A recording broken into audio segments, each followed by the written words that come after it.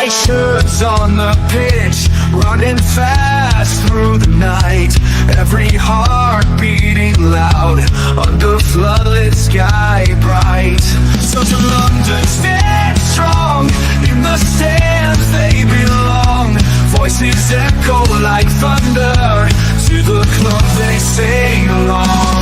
Up in Spurs we arise, eyes on the prize. Victory in sight with all our might.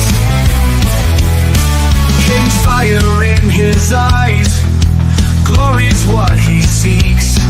With every goal he flies, rising to new peaks. From the lake to far and wide, with the pride of the fight.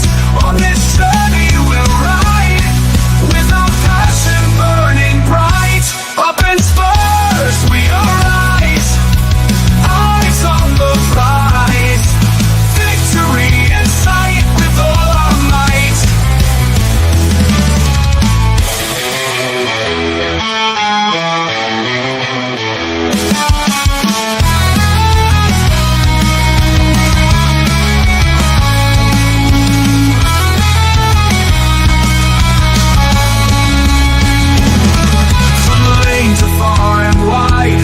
The pride of the fight. On this journey we'll ride, with our passion burning bright. Up in Spurs we arise, eyes on the prize.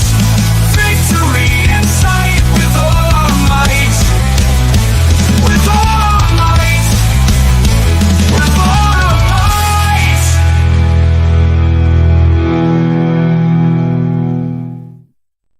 What's going on, everyone, and welcome to the melancholy edition of Tottenham Hotspur Till I Die. Off the heels of what I would describe as one of the worst performances of the season in a match that was actually absolutely crucial for Ange Postecoglou. So we're going to get into all that as we wait for Dermotron to come back from one of the things that he had to do. And of course, I got James right next to me to help me cover the slack. We're going to get into this one because there's a lot of things that actually have to be covered. And James, first and foremost, how you doing, my guy? Yeah, not too bad. A little bit dejected, like I say. Well, not a little bit, quite a lot dejected, to be fair.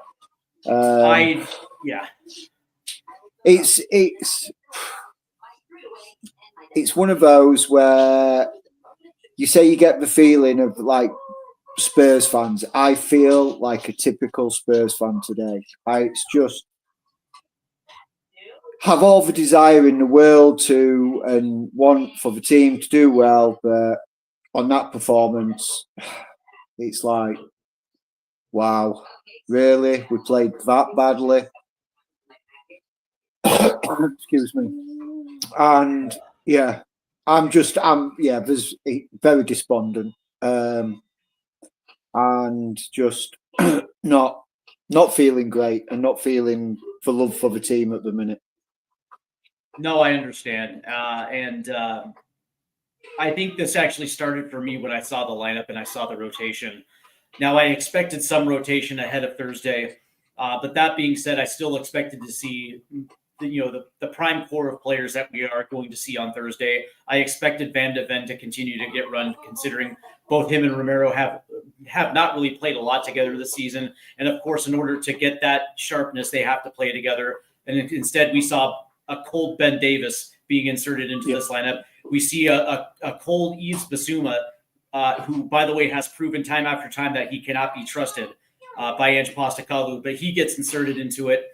And then, of course, Archie Gray, who I absolutely adore Archie Gray. But that being said, he's only gotten spared substitution minutes over the course of the last couple of weeks. I would question his match sharpness as well, playing at right back.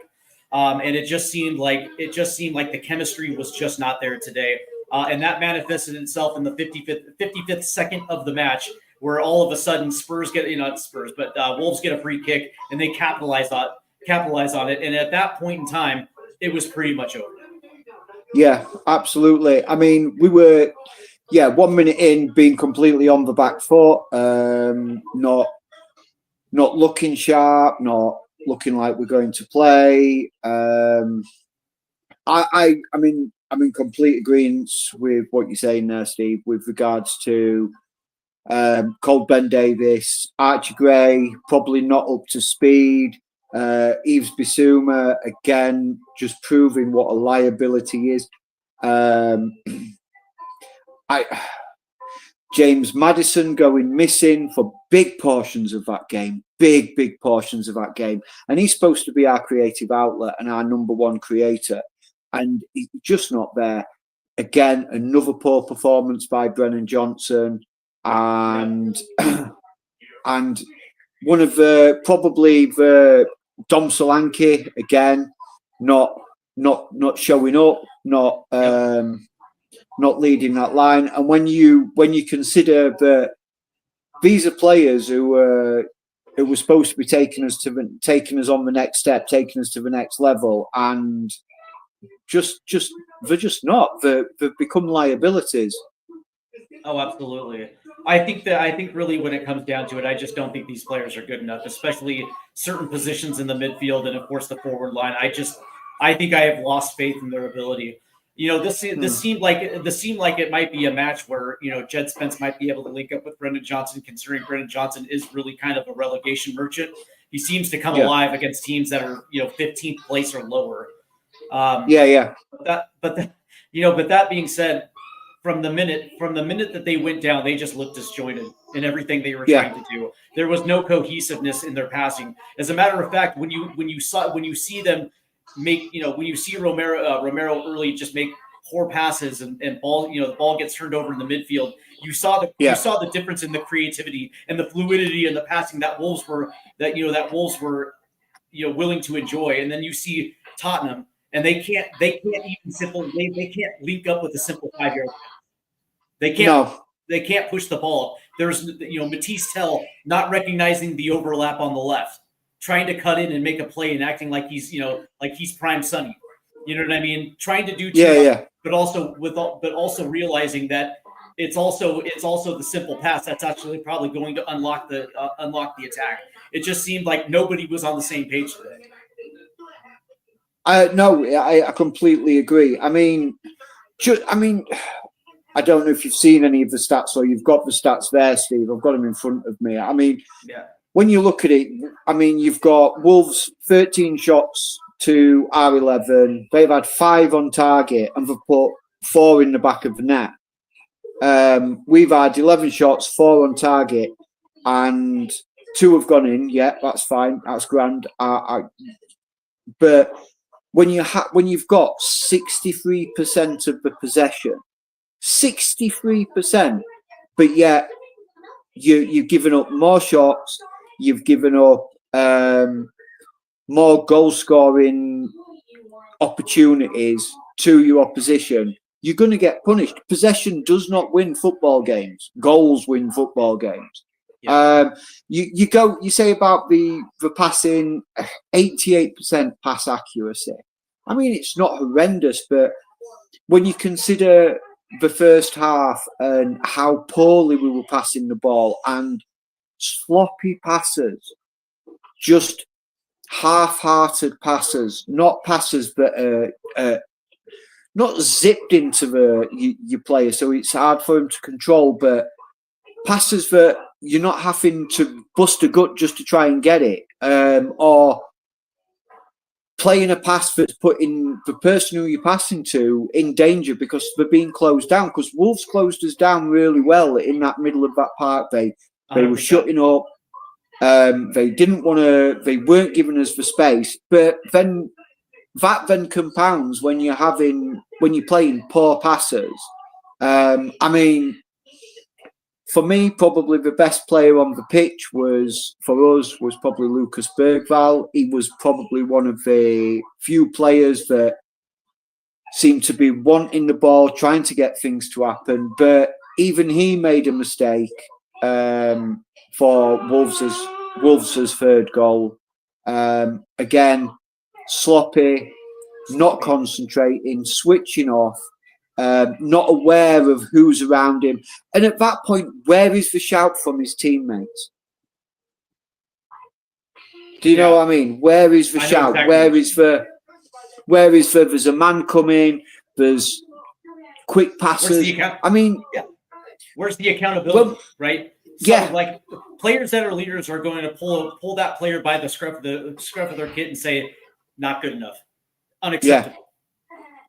Yeah. I mean, when Wolves got their third goal, and I can't remember who it was that picked Romero's pocket, what was he doing there? Again, where's the communication from the players? Look, I get that Ange's philosophy is to play out from the back, and I understand he wants to try and instill that philosophy in our players. And sometimes, 50-60% of times it might work. But there is times and over again where it's not worked, and we've been caught in possession.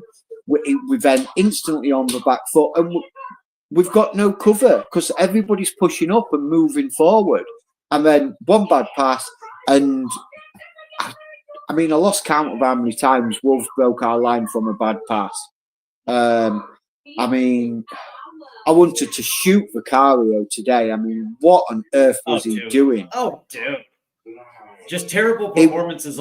Terrible performances, not only from Vicario, but also Romero as well, too. Two guys who are supposed to be leaders that absolutely just threw up on themselves today. Real quick, James, I gotta hit some names in the chat room. We have Wayne Bonner this afternoon, who started off the chat today along with Philip Brady. Dan Davenport's back in the house. Tequila 316, who says everything feels weird because there's no Derma. He will be back in just a few minutes. So it's not just Garth, and it's not just Wayne's World too, although that's actually kind of a funny chat. And then we have Ani in the chat, who is asking, would you rather have Pachin? And it's like, well, yes, but Pochettino's not going anywhere. Not until December of 2026. He's not leaving the USA. He's not leaving the U.S. men's national team a year before the World Cup. It's not happening. No, it's not happening. It's not happening. But here's the thing. You brought up an interesting point that Spurs had like 88 or 86% passing accuracy, and it's like, I don't give a shit because it's not the percentages of which you pass. It's the quality of the passes that you make. Right. So how many of those passes were into the box in dangerous positions to runners moving forward, or how many of them were side to side? Yeah. You know what I mean? It's like it's funny when I look at some of these stat numbers. I'm like, okay, well, it would suggest that Spurs were pretty lethal in possession, and they were actually able to get off passes. But my eye test was like, none of those balls were into dangerous spots. I can count two on my hand. It was the Matisse Tell goal where Brendan Johnson skinned his dude and put a ball in the box, and it just so happens that the fullback on the play overran the ball, and it just landed on Matisse Tell's foot. Yeah. Bang. Okay. Goal. Good goal. It's still a good goal. And then the Lucas Bergvall assist where he slotted a nice pass in. And they were able to get on it and put the ball in the back of the net. Outside of that, like I can count on one hand how many balls that actually went forward into dangerous areas. And I don't care about stats if the truth of the matter is there was absolutely no confidence moving forward. How many times did we watch our attacking midfield and some of our forward players just standing around as we were recycling the ball looking for a way in? They're standing, they're not committing to numbers going forward. And they're not trying to find space for themselves either. They just stood there waiting for the ball. No. It's like when they're looking or when we're trying to go on the attack, they're like expecting somebody else to do it. It's like, okay, I'm just going to stand here. Someone will make a run. Someone will create a bit of space. Someone will draw a defender away or a midfielder away, and then I'll be in space. No, you've got to hunt that space. You've got to look for that space. You've got to be in motion, perpetual motion and perpetual movement, looking for the spaces in between the lines. And there was none of it. Bergvall was probably one of the few players that seem to be trying to get the players moving and trying to get them motioning. And when you've got a 19-year-old, yes, Romero was probably annoyed that he gave up the goal just as we'd got back into the game. But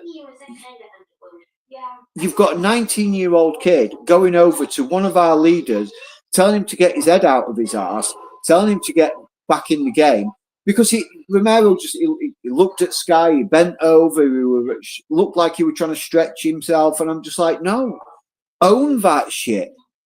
Right. The thing that really pissed me off was the players walking out at halftime, and their heads are hanging, and their mannerisms looked like they were just defeated. You know what I mean? Like to me, that was like the biggest insult for me is they looked dejected. They looked like they had lost. They looked like they had lost their will to compete. Goes back to what we were saying last night with regards to the rotation. Did he rotate too much? I think he probably did. He didn't rotate as fully as what I thought he was going to do, but yeah.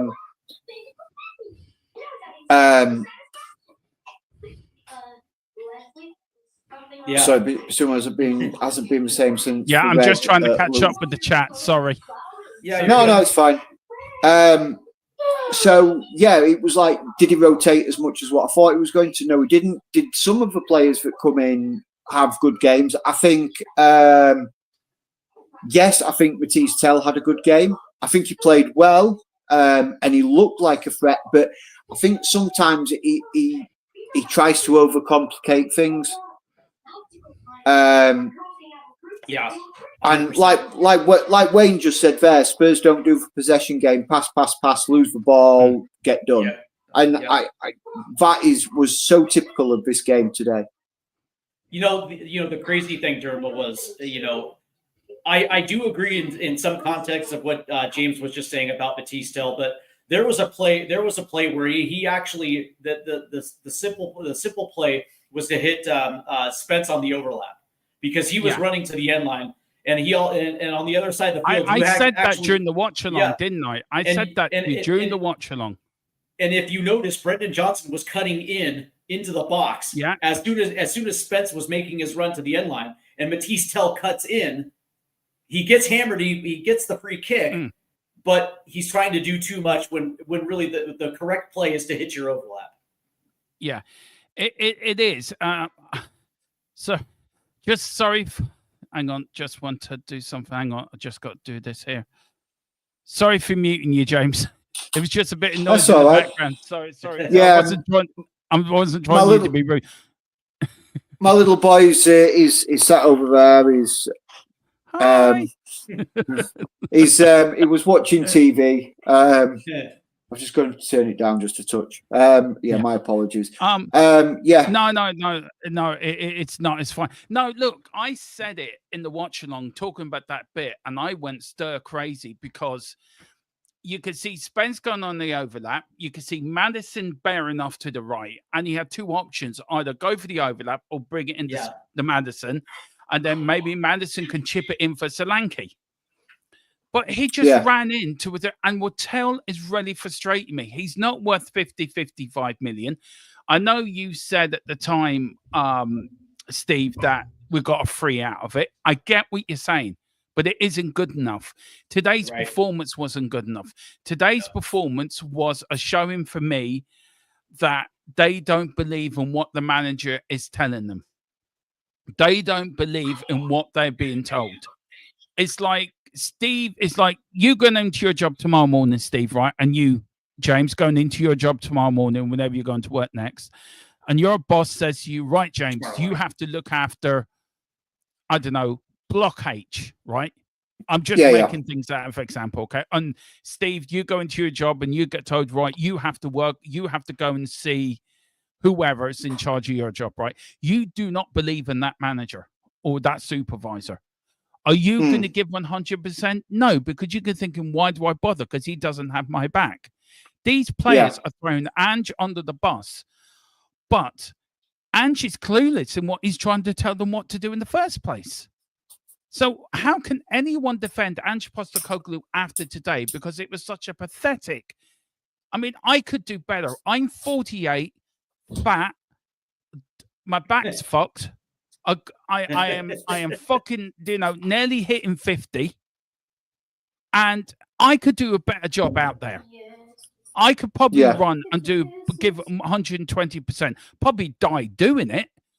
But I would give 100. Them players weren't even giving 5% of their talent today. And I feel sorry for the fans that have travelled up there, paid 80, 90 euro just to go up and see them. And families and kids. You know yourself, James, when you bring your children to a game, Steve, you know yourself, family, it costs money. Yeah. It's not cheap. So, I'm very angry today. And if Ange doesn't go by tonight, I would be extremely surprised. Extremely surprised. I just look at this as you're coming off a win and a draw with a core of your players, and you have a little momentum coming into this matchup. And I did expect some rotation, right? I expected Bergvall to sit for a little bit, and I expected Sonny to also sit as well too. But that being said, the core of this team has actually come off of 2 results, and there is a little momentum there. And of course, you also have your eye on Thursday, which is also which also requires a big performance as well too. So you have to keep some momentum going in your favor. But the rotation itself and the players that he rotated with are players that he can't trust or hasn't played in quite a long time. Yeah, and that disrupted the entire chemistry. And what ended up happening was what we saw. But also, I questioned whether these players actually gave this match any credulence. Did they actually even care about this match? And if they didn't care, why didn't they care? Who was the one that's sending them that message? Is that Ange Postecoglou? Okay. Well, if that's the case, then the situation has become untenable because the messaging is wrong. The players are acting like it's okay to not show up and take a shit in front of their supporters. To have these embarrassing performances at that point, it's untenable. And so if that means that Ange has to go for the greater good, then you have to do what's best for your club at this point. I think so. Just Wayne, comment to you. That trust Wayne to come up with something good. Trust Wayne to come up with something good. Philip saying also being totally delusional. That's usually Dermot. Thank you, Mr. Brady. You're very kind. Yeah, I did get Philip's okay, everyone. Don't worry. The Godfather is now calmed down. His blood pressure is lowered. He's happy. He's fine. Don't worry. The Godfather is okay. It says being totally. Yeah. This is a great question. We could be the first team to finish 17th and qualify for the Champions League. Wayne, like when was the last time? Like when was the last time a team got relegated but still won Europa League and qualified for Champions League in the same season? I don't think it's ever happened. It's never happened. I don't think it's never happened. Has any team won the FA Cup and still got relegated? Has that happened? Middlesbrough years ago, didn't they, James, get to a cup final against Chelsea? Do you remember? And they got relegated. They didn't win it, but they did reach 2 cup finals. Yeah. Did Wigan do it? Did Wigan win the FA Cup? I think they did. And they went. They went down into Championship. Yeah. It may have been Wigan doing that, or I vaguely recollect. Hang on, I'm gonna have to get my one of my mates Google. Yeah. Has anyone? Go on, you talk amongst yourselves while I. Yeah. Wayne says Wigan beat Man City in the FA Cup final and got relegated. There we go. I thought it was Wigan. Wigan. It was Wigan. Yeah. 2012, 2013, Wigan. Yep. Yeah. Because isn't that the same season we turned them over? White Hart Lane. I think it was something like 8-0. Yeah. I just want to go through. This was today's team. I just want to bring it up a little bit closer for you guys. So I don't know how do you How do you? Oh yeah, do it this way. Okay. Right. There is the team. I want you to go through your play ratings. So let's start with Vicario. I'm gonna give him a 5. I think he was at fault for all the goals. Well, he couldn't be at fault for the last goal, but he was definitely at fault for the first one. And I think he was at fault for the second one too. So he gets a 5 from me. Steve, where you going with this one, man? Well, if we're going on a scale of 1 to 10, 10 being, man of the match and 5 being insanely mediocre, I'm going to give Vicario a 4.5 today. I think that his play, especially on that first goal where he punches it out in the wrong direction, right to the foot of Atnori, who literally puts a ball on net for the goal. And then of course it was also the punch out again that led to the Spence own goal. Instead of corralling it in and taking his time to reset, he tries to punch it away, and it gets deflected back into his own goal off of Spence. It's just simple mistakes like that he knows better. And unfortunately, it really played a role in today's game. So I'm going to give him a 4.5. James, what you give him for Vicario? I'm gonna give him half a mark worse than you, Steve. I'm gonna give him a 4. I think he was very, very poor. Like Steve said, probably at fault for the first 3 goals that they scored. In my opinion. So yeah, it's a 4 for me for Vicario. I'll give him some flowers that it didn't really matter with the Cunha goal, because Cunha was going in 1v1, and that dude will skin any goal. Keeper from that range. So I think the first 2. Can I just say, Postecoglou in the press conference on the Vicario said, 100% confidence. Obviously, he made some individual errors today, which was a bit unusual for us. Fair to say that all happened in one game. Unfortunately, we got punished for it. Now, I haven't seen what Ange's thoughts on the game yet are. I'm trying to see what I can find. It hasn't come up yet. He's also said on conceding soft goal early goals, which we will get into in a minute. It was a bit different today. The goals conceded weren't laps. They were just individual errors, which, like I said, is unusual for us. I don't know what game he's been watching. I really don't know what he's been watching, seriously. What goalkeepers he been watching for Vicario not to make a mistake? I mean, he's been renowned for before the injury, his injury, after his injury. He sometimes comes for balls that he shouldn't be coming for. He tries to come claim them and drops them. I mean, yes, he can make good saves, and he can be a good goalkeeper. He is a good goalkeeper. He's not a poor goalkeeper. But he is renowned for making mistakes. In pretty much, you can guarantee he's going to make at least 1 mistake per game. I also want to say that it's also, the back 4 that was in front of him today also played a role in that as well too. You know what I mean? Yeah, Michael, I'll do that. Sorry, Steve, I didn't mean to cut over you. Michael, I'll do that for you now. We did do it in the watch along, didn't we? And we forgot to name the poll. So what question shall I ask, guys, for the poll? Should we, how many want Ange to be here next season, or do you think should Ange be sacked today? What should we ask the question? Stay or go. Yeah, stay or go. Okay, fine. I'm sorry, Steve. I didn't mean to interrupt you, man. I do apologize.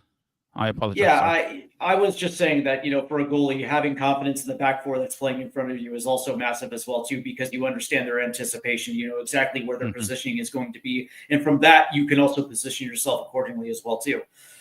When you have a Ben Davis who hasn't played and who doesn't have that rhythm necessarily with Romero, and so there's going to be a spacing and positioning issue, and then of course you have Archie Gray on the right as well too. That also comes into effect. And we saw that on the opening goal. Within the first minute, Archie Gray gets burned, and all of us, and all of a sudden now you have guys that are in the box that you can't trust. So I'll just say that a lot of this, there's a lot of factors that go into this as well too. But what's so baffling is, like, he had a good game against Chelsea. He had a good game against Southampton. I thought he played well against Frankfurt. And then all of a sudden he has a shit sandwich against Wolves. Yeah. Yeah. There is a poll in the chat. It is the question I have asked, sorry, is should Ange be here next season? Stay, go, or go tonight? And at the moment, it is 50% go tonight, 33% go, 17% stay for next season. That's interesting. Also, last word on Spurs. I'm sorry. I'm sorry, James. I'll put you up the top there so everyone can see you. Yeah. They don't need to see my ugly mutt. Last word on Spurs. I can't believe this. I can't believe it said this. But anyway, Steve, do you want to read it out before I absolutely explode? Yeah, this is coming from Last Word on Spurs, the good old Ricky Sachs. He says Ange Postecoglou has firmly insisted that Tottenham Hotspur were well in the game versus Wolves and controlled it really well, but conceded 4 goals. What game was he watching? I am sorry. What fucking game were you watching, you idiot? Seriously. So here's the thing. There are times where you should protect your players. There are times where you have to protect your players. But then there are matches like this where unfortunately you actually should hold your players accountable because this performance was not up to standard. And it's okay it's okay to say, you know what, we were shit. Right? And if you want to talk to the players, they're going to be available. You can actually get it from the horse's mouth. Yeah. But I can't stand for this type of performance. A guy like Conte would say that shit. Yeah. I can't believe he's come out and said we played well. Big up the Spurs, diehard. Spurs, diehard. I will get it out of my diehards. Spurs, diehards. Thank you, James. Thank you, Steve. It shows how angry I am. Comedy of player of errors. I think it was more than a comedy, if that's you, sir. More than a comedy. It was an absolute rank of a performance. Philip Brady is saying he's watching the other Crisis Club United. They're 1-1 with Newcastle, way better than us in every department. We've got Ed M saying if I don't see him going I don't see him going until the end of the season. I don't. But it's a big if you need any more proof this clown is to lose, I'll give you what he said. Do you know what, guys? That for me has just finished me now completely. That's that last bit, that comment from Last Word on Spurs has finished it for me. I'm not saying Ange is a bad manager. He's not. But today was an example of I've never swore so much during a watch along than I did today. And I don't swear on YouTube. I very rarely swear on YouTube. I try not to because I think it's not fair. People don't tune in for this channel for that. To tune in it for a different reason. They want honest debates, people talking about Tottenham and us being honest and polite and measured. But I was absolutely fuming. Steve, you watched it with me. I am sorry. Apparently, I owe Tequila 150 quid for the swear jar money. I'm sorry. You watched the game as well, James. And what world was he watching, Steve? I'll start with you, Steve. You watched it with me, and we went through the emotion of it. What planet is he from? Seriously, I just think he's protecting his players like he's always done.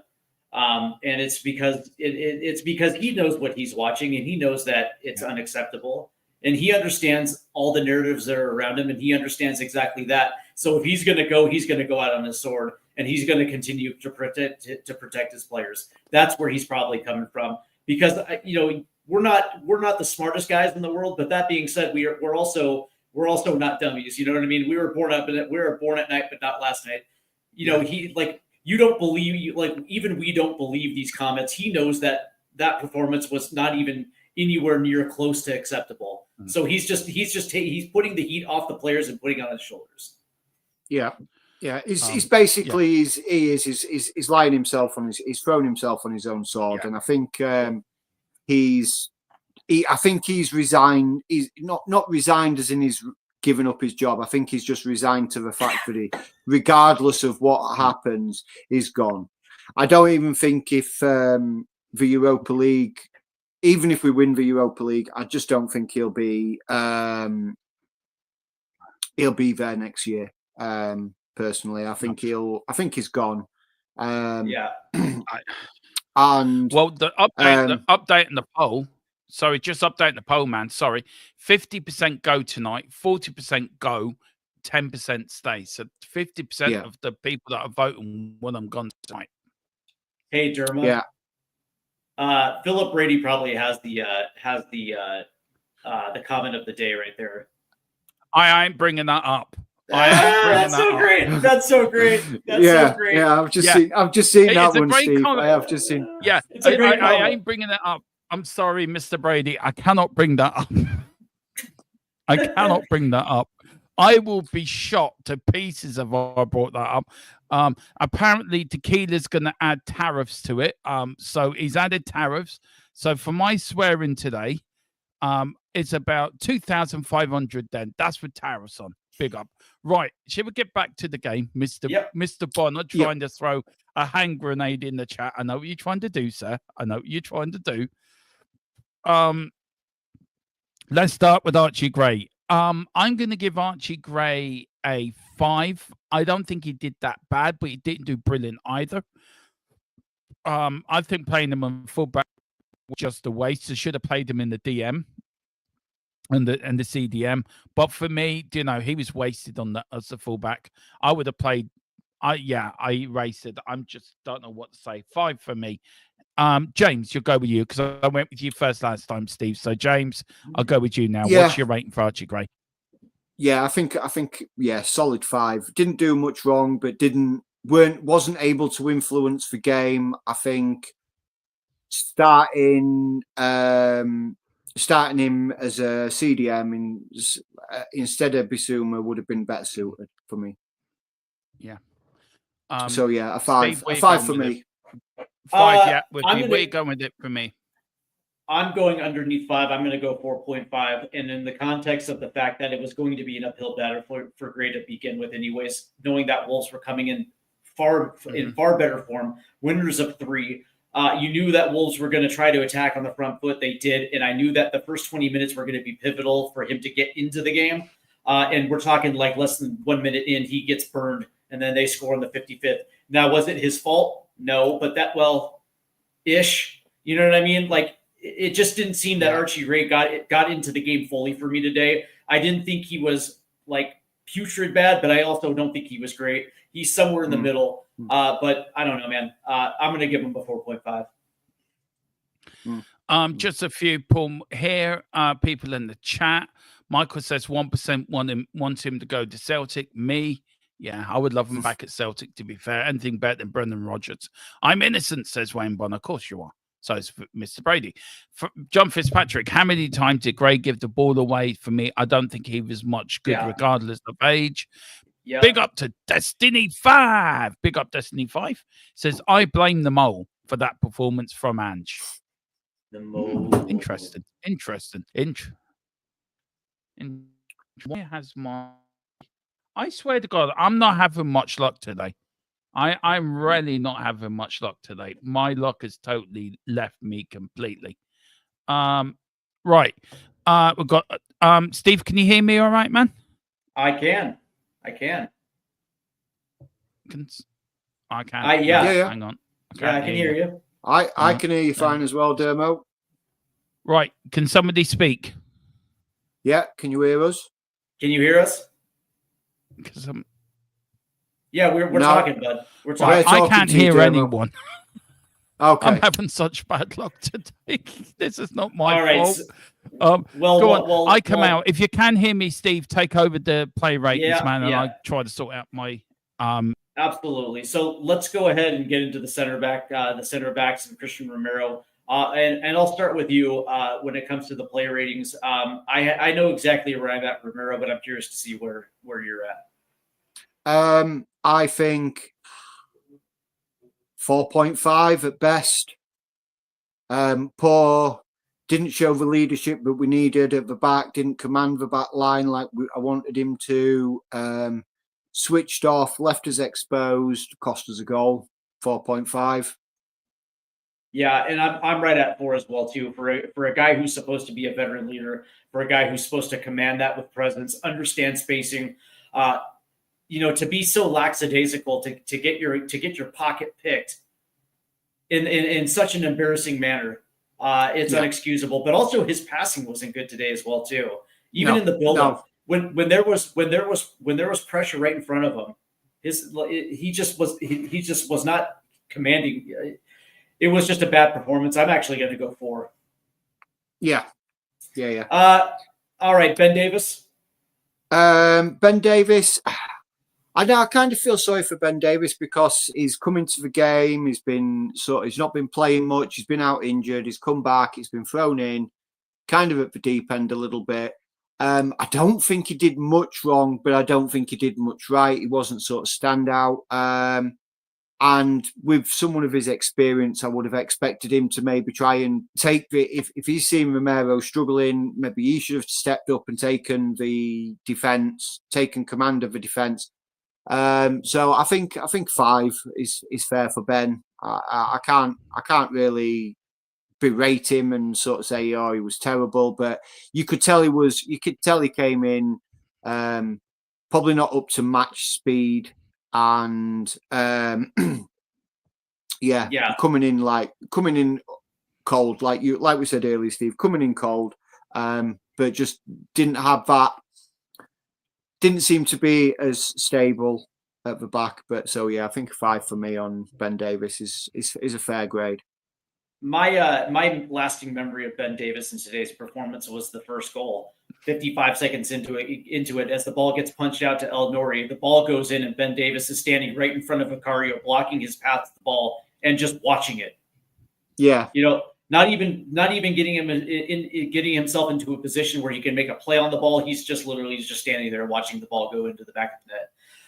But that being said, I do agree with you. Like when your play isn't worthy of nothing to talk about, I guess it says that you potentially had done your job. He didn't do anything spectacular, but as the game progressed, I think he was okay. Yeah. That's about as good as I can say. So who are we talking about? Ben Davis. Ben Davis. Fucking crap. 1. Yeah, that's more money into swear jar Dermo as well. Yeah, that's more money into the swear jar right there. But I give Davis a 4.5. I'm giving them a 1. He was bloody useless. 1. Okay. He was useless. Look at the first goal. He could have blocked the first goal. Yeah. He could have blocked the first goal. He could have actually gotten body in the way. I think his defending was woeful tonight. Look, I'll give him a 3. There you go. I'm going up. I'll give him a 3 or a 4. I'm not giving any more version than that. And Romero, I know you lads did Romero, but just very quickly, Romero for me. What sort of a leader is he? He's not a leader. Yeah. He's not a captain. Any captain materials that we watched over the years, even if they make a mistake, their chests are out, they're pumped up, they're ready to go. He couldn't captain his way out for a paper bag. If this was Argentina, you'd get a totally different Romero. And I'm sorry. Yeah. I'll give him a 5 today. He was woeful. You were slightly more. You were slightly more gracious than us, Dermo. We were 4 and a 4.5. So yeah, James gave him a 4.5. I gave him a 4. Like I wouldn't even say he was average today. He was well below average. Yeah. Jed. Jed What are you going with, Steve? Spence. Look, for me, Jedi Spence for me, right? I don't. Apart from the own goal, I think he tried. I think he was the only few players that actually tried. I'm going to be critical. I'm going to give him a 5, but he tried. He was the only one that tried out there, so 5 for me. Yeah, what's interesting about it is, on one hand, you have the own goal, and I know, like, you looked at his body language, and you could tell that he was pissed off at himself, kind of laughing about it, not in a disrespectful way, but just kind of like, I can't believe what the hell just happened. type of laugh, right? But that being said, when you looked at his play in the possession, his ability to get upfield was still pretty solid. I thought he put himself in the right spots to be dangerous. The only problem was I think Batiste kind of handcuffed him a little bit on the left wing. So I'm going to knock him points for the own goal, but I'm going to give Jed Spence a 5.5. Yeah, I think that's fair. I'll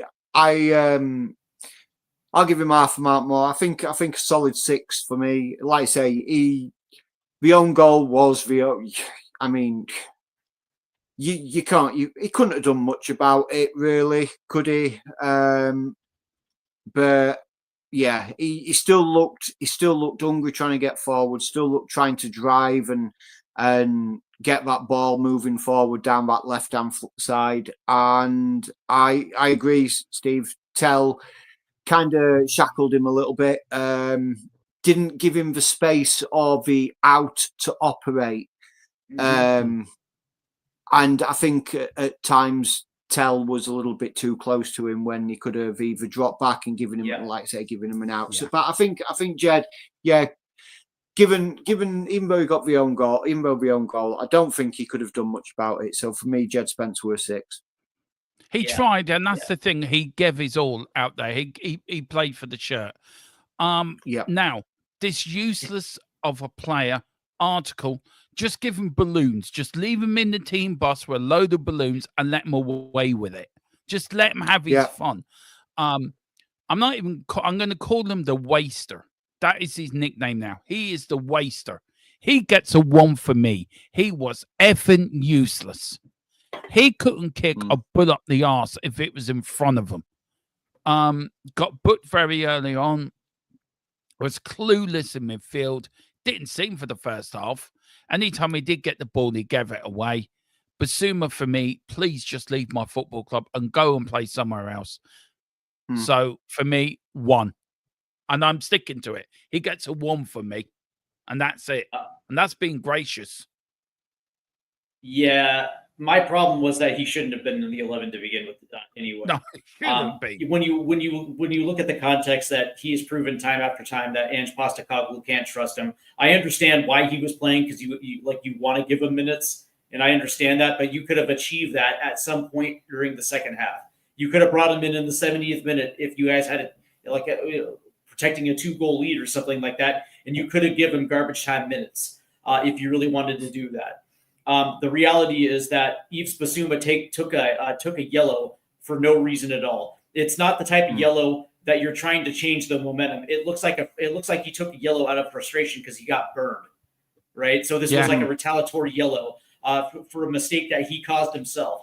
When I was looking at the build-up play, and when a ball would go into Bissouma, he would either post it right back to Romero, or he had trouble turning up and moving up the field and finding another open man. He just looked absolutely lost today in that midfield. A lot of that has because he hasn't played, understandably. But that being said, he really hampered the build-up play through the midfield. So I'm going to, and Yves Bissouma probably should have easily been taken off. Was he taken off the field or was it just a few minutes after? It was. Yeah. No, actually, because I don't think there was any changes. Will come on from. That was a little bit later. Yeah. So it was. I'm going to give Yves Bissouma a 3. Oof, that's very generous. By the way, 3 is not good. A 3 is not good. No. I'm going to give him a 2. Absolute shocking performance. You can see his confidence is shot. His head's gone. He obviously didn't have a balloon to play with on the bus journey or in the hotel last night.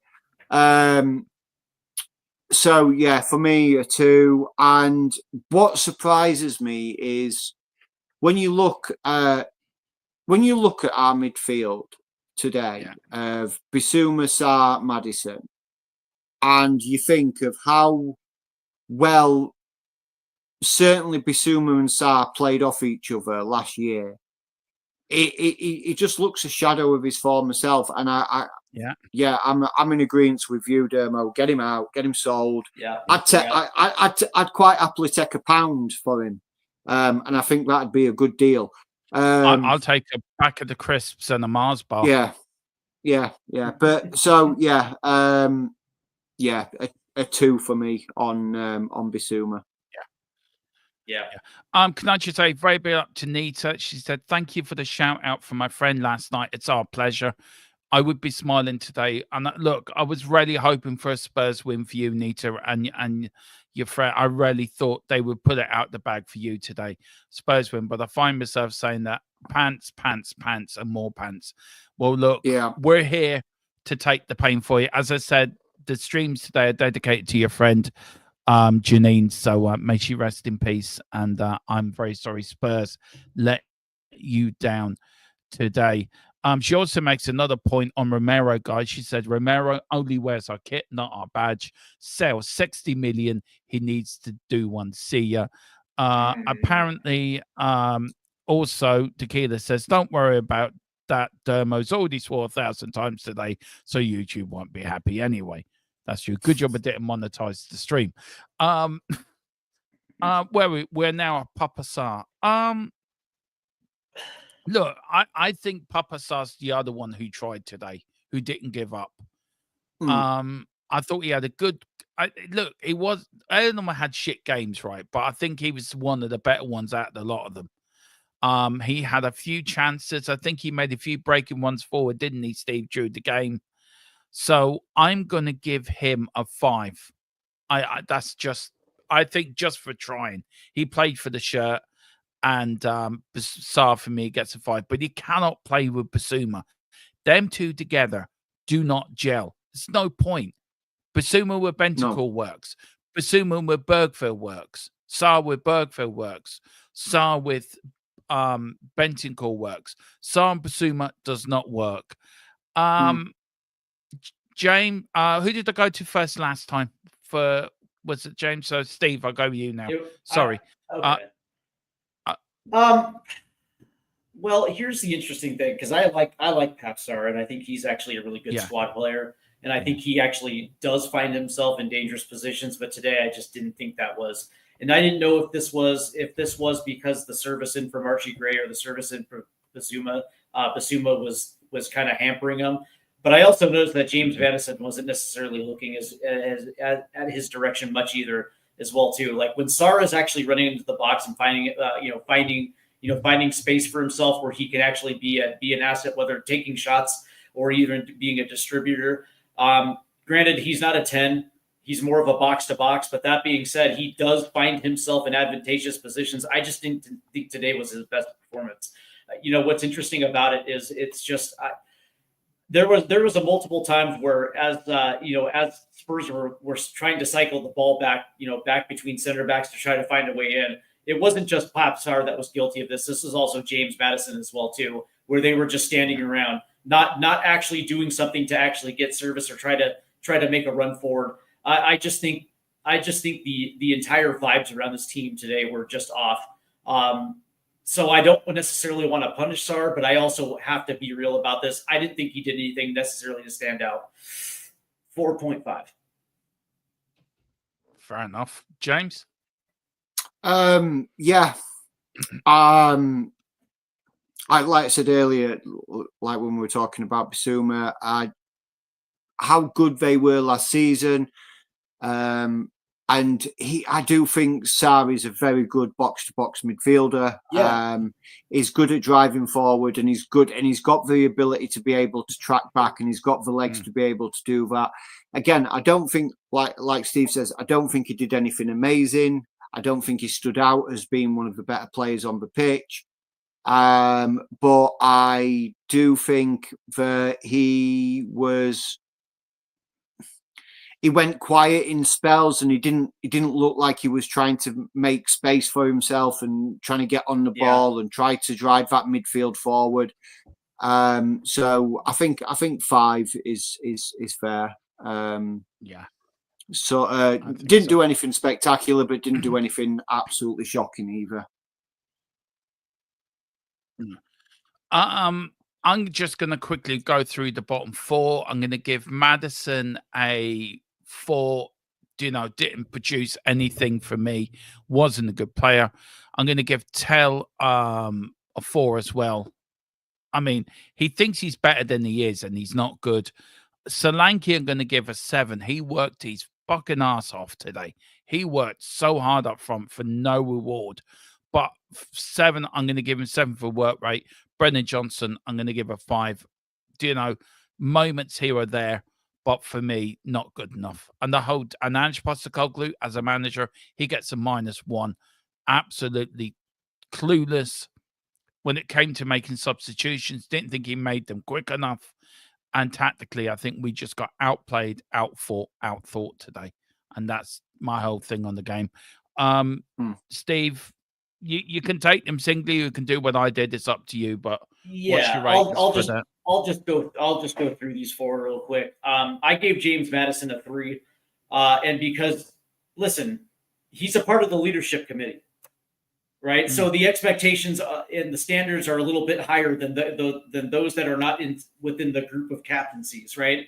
If you are singled out for a leader, your play actually has to stand above the best. The only thing that he didn't do today was cry and moan because of shoddy refereeing calls. But outside of that, as a creative attacking midfielder, there was no creation, there was no vision, there was no trying to trying to find ways into the box. It just seemed like he was there to pass the ball along today. I can't, here's the thing. What pisses me off about James Maddison, he picks and chooses when he wants to show up. You know what I mean? And this is not a Tottenham issue. This also goes back to his days at Leicester as well, too. Leicester City fans were saying the exact same thing, right? He just, for whatever reason, he just goes on. He has a little bit of these purple patches, but it's not consistent. And today, when we actually needed a leader, we just needed a bright spot in this attack. James Maddison just no-showed today, and so I'm punishing him for it. I did not like what I see. Like, his performance on Thursday was far and away better than what we saw today.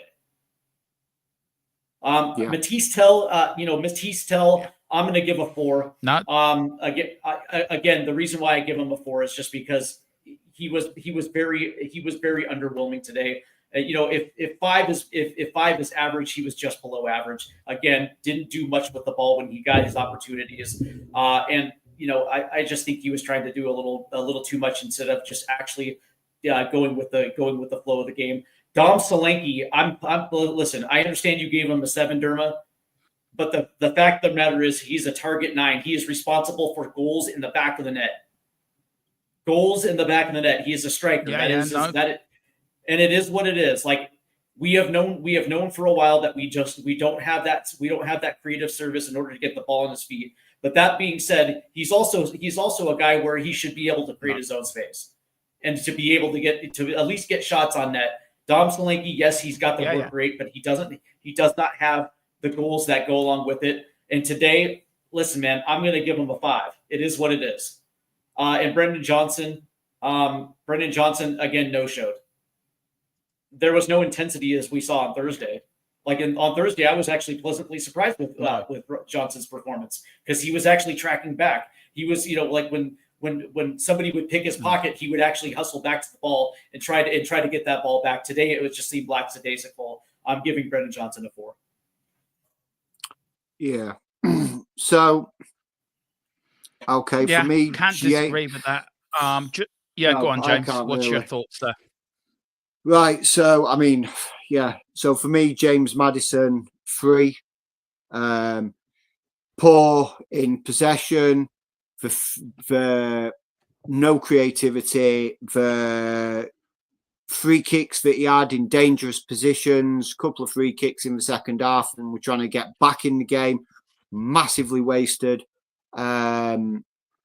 Didn't seem like he actually cared or wanted to drive forward. So I 3 for me on Maddison. Like Steve says, he chalk and cheese from Thursday night. Thursday night, he wanted to dictate, he wanted to control, he wanted to drive that midfield forward. And today, absolutely just might as well have left him on bus, as far as I'm concerned. Didn't turn up for me. Matisse Tell, I'm going to be a little bit more generous with Matisse Tell. I'm going to give him a 6. He scored. Yes, he was wasteful. But I think being there at the right place at the right time to nick that goal in, to get us back into the game, I just have to give him a little bit of a reprieve for that. I'm not saying he was fantastic. He, like we said when we were talking about Jed, he kind of shackled Jed in a little bit by not giving him the space and giving him an out. But he was there. He was in the right place. For me, it was a 6. Now, Big Dom Solanke, yes, he works and he does put in shifts, but you could put me on that football pitch and I could run around for 90 minutes and make it look like I'm grafting my ass off and really doing a shift foot team. But when there's no end product, there's no end product. And for me, it's a 4. It's a 4 for Dom for me.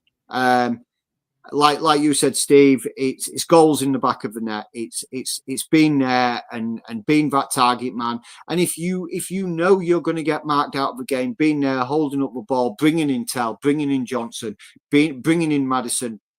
But he like I say, he looked like he gave the effort and he put in the effort and put in the shift, but just not good enough. Just not good enough for me. And finally, Brennan Johnson. Another one very similar to Madison, chalk and cheese again. Just didn't turn up.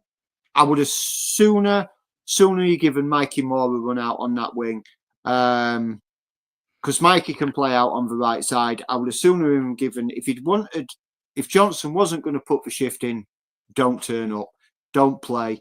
Say to the boss, look, boss, save me for Thursday. Give one of the other lads a run out. I'm thingy, but.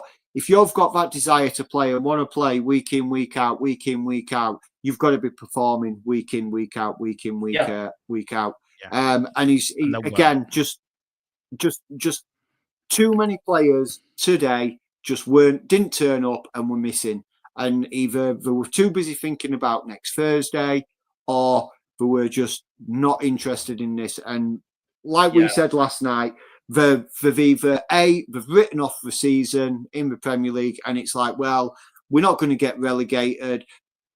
Leicester and Ipswich are not going to go on an amazing run and overtake us. So what does it matter if we lose another game? So be it. We've lost. Who gives a shit?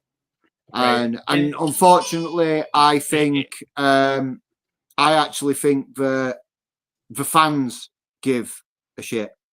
And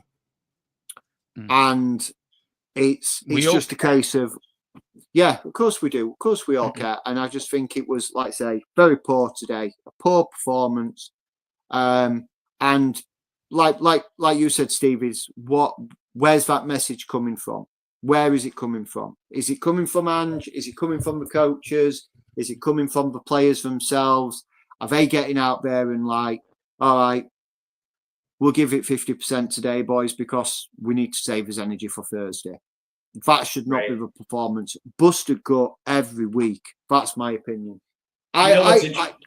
You know what's interesting, James, is the fact that the performance was so bad, I forgot about the Matisse Tell goal. I was thinking about it when you said it. I was like, oh yeah, that's right. He got on the end of one. But the reality is these guys are professional footballers. They get paid beautiful salaries to play a game that we can only hope that we could play. Giving a shit is the minimum requirement. Giving a shit is the minimum requirement. Yeah, absolutely. We can. Sorry, go on, man. Sorry. I was just going to say, absolutely, 100% agree, Dermo. Yeah. Look, today was a painful performance. But look, we're going to leave it there. I think we can go around in circles talking about today's performance. I think we should deserve to go away and just forget about it happened. Just enjoy our days. Any news that breaks on Ange Postecoglou, we will bring it to you first. We always do. We always have done. Your mic went out, Dermot. He's turned his mic off again. Your mic went out, bud. Yeah, he's gone. You're still out, bud. Yeah. Hey, by the way, James, how did you rate Ange Postecoglou today? I'll give him a 2. he didn't look interested either. He did not look interested either. Just a quick update on the. I don't know if you can see the poll that we had going. Oh yeah, if you can give us an up that yeah. So yeah, so 53% of the votes that we've received want him gone tonight. 37% to go in general, and 11% of the votes for him to stay. So I mean, the Spurs fans are speaking. The Spurs fans are speaking. And like I say, we all gave him grace when with the injuries. We gave him grace, but like we said at the top of the show, Steve, these players have been back. They've had time to reintegrate. They've had time to play, and they're just not turning up. And I think a lot of that is coming from the management. I just listen. I understand. Sorry. Go ahead, Dermot. Sorry. No, go ahead, Steve. Interrupt you. Sorry, man. Go on. I was going to say that I understand that the transfer strategy is playing a big role into this, because when I look at some of these players, I can tell that it's just not good enough. So I understand that Ange has one hand tied behind his back figuratively from the beginning. He doesn't have the squad size, so he can't rotate the way that he wants to rotate. And then the players that were brought in, it's like fitting a square peg into a round hole, and he's trying to make it work. And there's only so much that he can do. But at the end of the day, he's responsible for it. He's the man. He's responsible for it. And the reality is, it's just like performances like today are just highlight that it's just not good enough. And it sucks, because I respect Ange Postecoglou as a manager.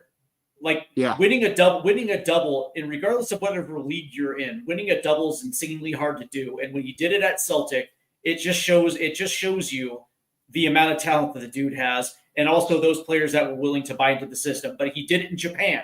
He did it in Australia. He won a trophy with the Australian national team, a national team that does not win at all. At all. They barely qualify for the World Cup. That is a nation that barely qualifies. Like maybe once out of every 12 years they qualify. He got them qualified 3 times in a row, or 2 times in a row, and won a trophy with Australia. So I understand that he's a good manager. But I can also recognize that the fit has become untenable at Tottenham Hotspur. Yeah. Look, I don't know where this is going to end. If this ends today, tomorrow, Tuesday, Wednesday, after Thursday, when it ends. But it has to end. This has to end. This is like, we'll keep papering over the crack.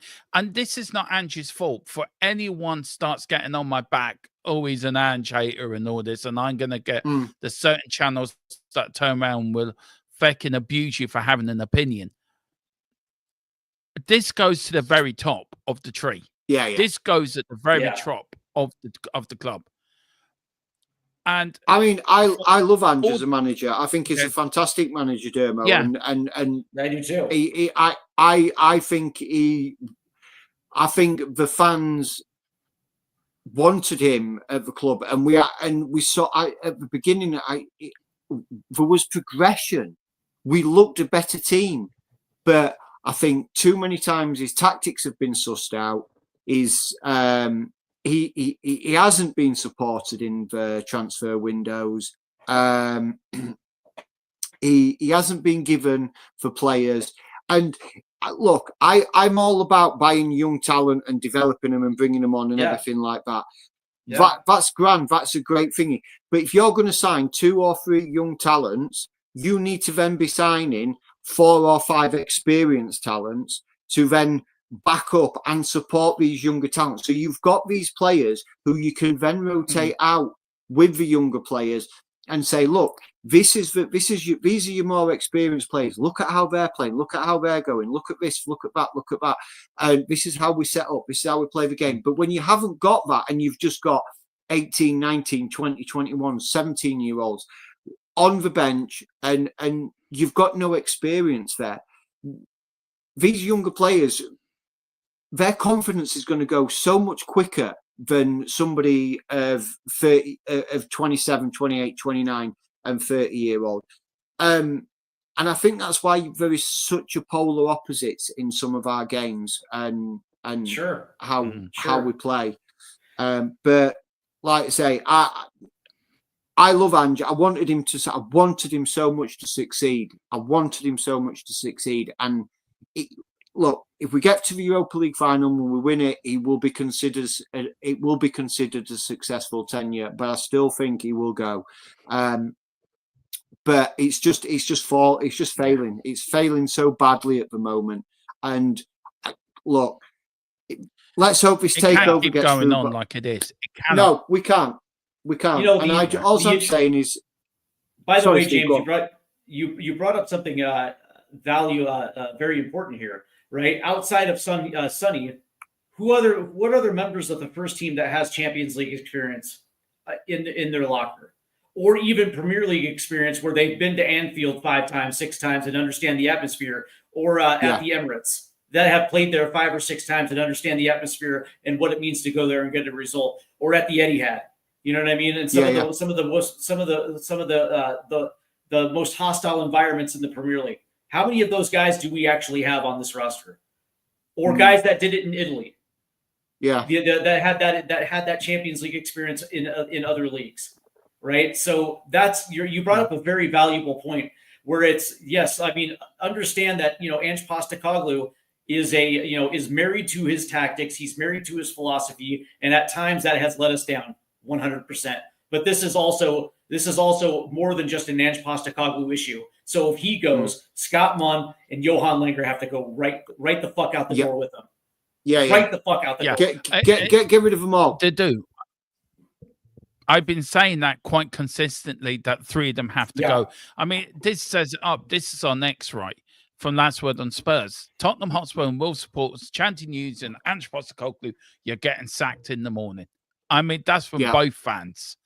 And then there was this other stat as well I found. Tottenham have now lost more league games this season, 17, than Pochettino lost in 2015-16, 2016-17, 2017-18. 16 combined. Yeah.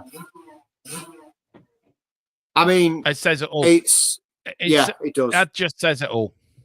That just says it all. Man. Right. Just a yeah or nay question, then we end off. Steve, will he still be in charge on Thursday? Yeah. You do have a maybe as well, by the way. Yeah, so, and the reason why is because let me take this one step back, right? Because if we see a guy like Paratici hanging out there, but we hear reports that they have been talking, yes, no, maybe so, whatever. There is nothing conclusive right there. So what makes me think that Daniel Levy has conclusively found a successor that's willing to step in tomorrow and at least get some stability in there ahead of Thursday? Right? What makes me think that Daniel Levy has already done his homework, picked the successor, and is ready to step in tomorrow to take over for Ange Postecoglou? The answer is I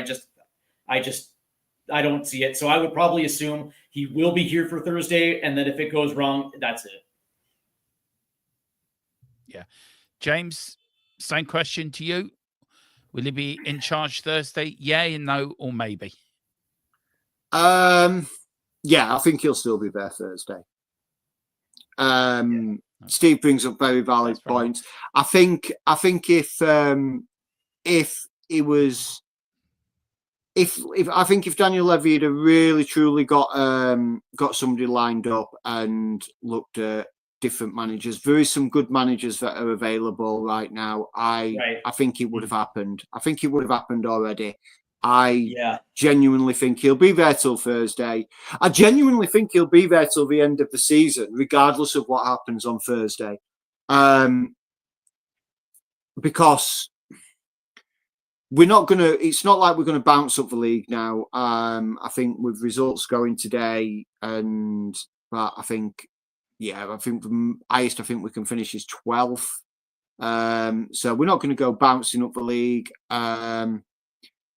I just think they'll just say, you know what, stick it out. We'll reset in summer.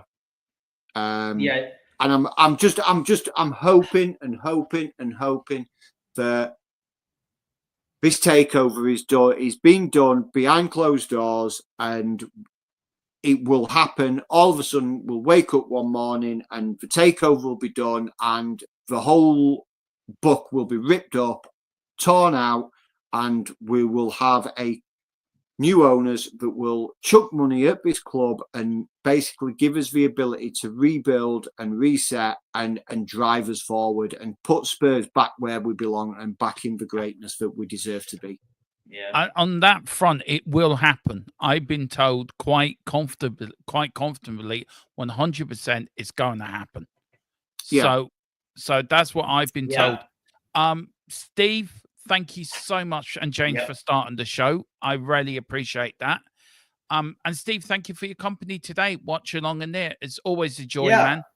Where can people find you, sir? Yeah, you can find me over at Stateside Footy on YouTube. And I believe I do have the. Yeah. Just give me 1 second. Somebody did put in the previous chat, Stateside, THFC Stateside till I die. Somebody did put that in right at the very end. Yeah, you can find me on the sister channel, which is over on Stateside Footy. You can find me on X with the same handle at Stateside Footy. Yeah. And lastly, I just will say that if these players don't give a shit about playing for Ange Postecoglou, they're really not going to give a shit playing for Ryan Mason, right? No. So it cannot be some caretaker for the rest of the season, and especially before this match on Thursday. So. It is what it is. So I will say that Tottenham in, Kulusevski forever, Ryan Mason out, and the rest can go to hell. Just quickly, Newcastle are 3-1 up against Man United as well. Wow. Poor Newcastle.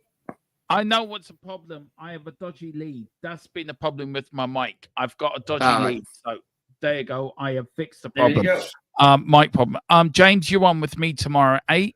It's the Monday night show. So you and me will be talking all things Spurs. Me and James then are on at probably 10 with a little bit of a special show. Or 11, aren't we on at 11, James?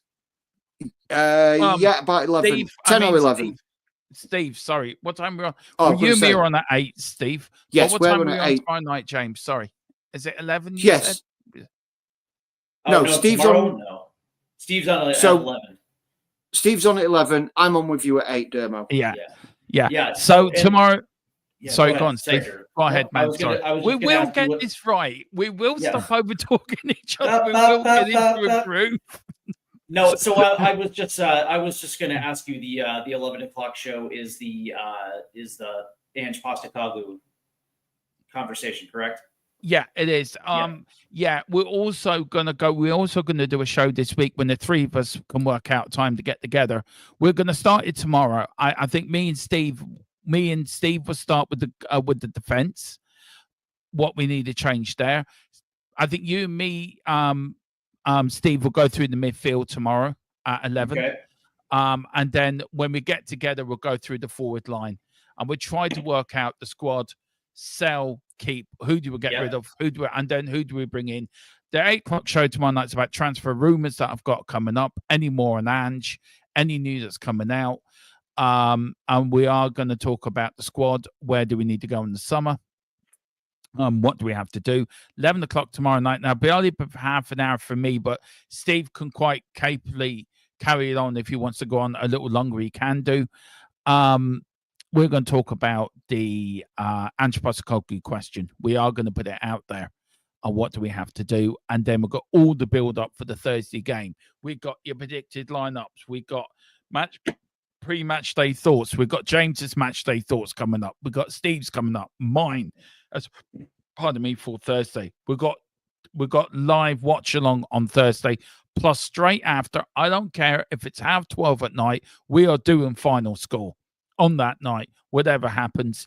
And then Friday, we will see what happens Friday. But I cannot do this show without you guys, Colin, Tequila in the background, to do a lot of the work in the background as well. I couldn't run this channel without you guys. You've both been great additions to the channel.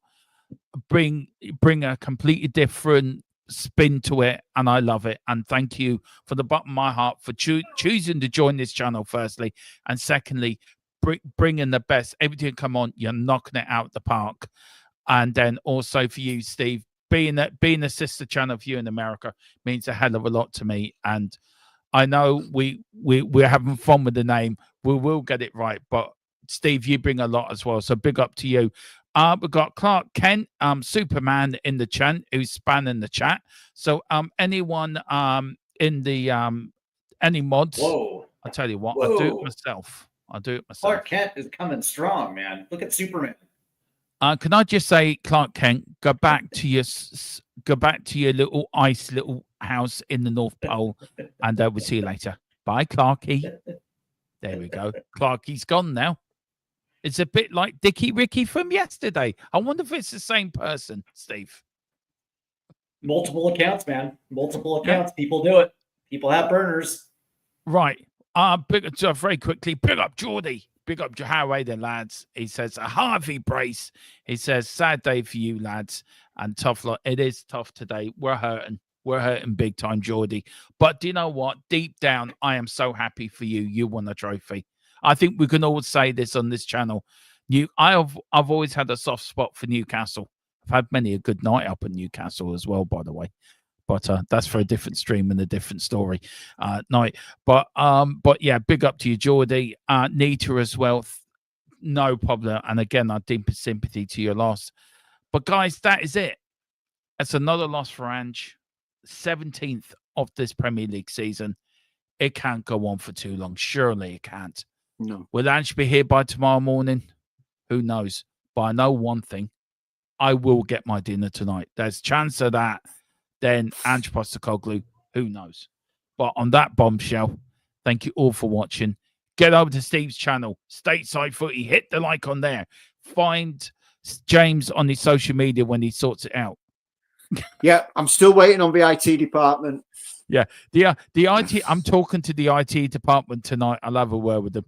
But on that also bombshell, thank you all for watching. Please hit the like button, subscription button. It means everything to us as we go for 3K. Come on, you Spurs. We will be back. We will grow. We were strong. We are Tottenham. We are the mightiest club in the world, and we will rise once again. Let's not forget that. Come on. From lane to far and wide, with the pride of the fight. On this journey we'll ride, with our passion burning.